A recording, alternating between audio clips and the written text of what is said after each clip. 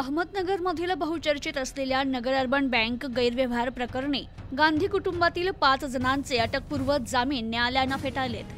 भाजपचे माजी खासदार तथा नगर अर्बन बँकेचे माजी अध्यक्ष स्वर्गीय दिलीप गांधी यांच्या कुटुंबाला अर्बन बँक फसवणूक प्रकरणी न्यायालयाने चांगलाच दणका दिलाय।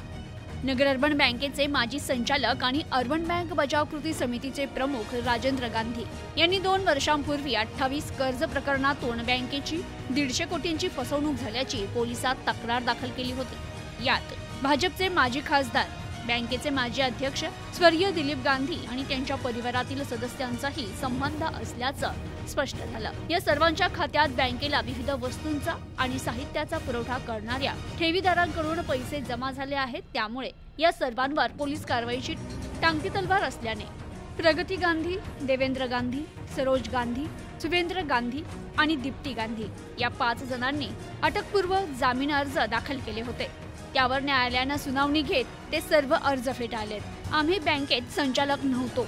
तक्रारदार राजेंद्र गांधी यांनी राजकीय हेतूने आमच्या विरुद्ध तक्रार केली।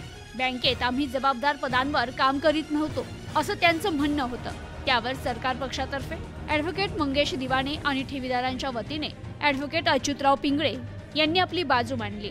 तर पैसे अडकलेल्या संस्थेतील आरोपींविरुद्ध कठोर कारवाई करणं गरजेचं आहे।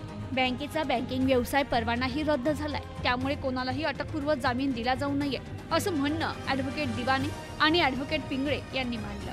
न्यायालयाने ते ग्राह्य धरत गांधी कुटुंबातील 5 जणांचे अटकपूर्व जामीन अर्ज फेटाळले। त्यामुळे आता या 5 जणांवर पुढील कारवाई करण्याचा मार्ग मोकळा झालाय। यावरून पोलिसात गुन्हा दाखल करत पोलिसांनी बँकेच्या सर्वच कर्ज प्रकरणांचे फॉरेन्सिक ऑडिट केले। त्यातून 65 प्रकरणातून 291 कोटींचा आर्थिक घोटाळा झाल्याचं समोर आलंय। Bureau report, news today 24, Ahmednagar.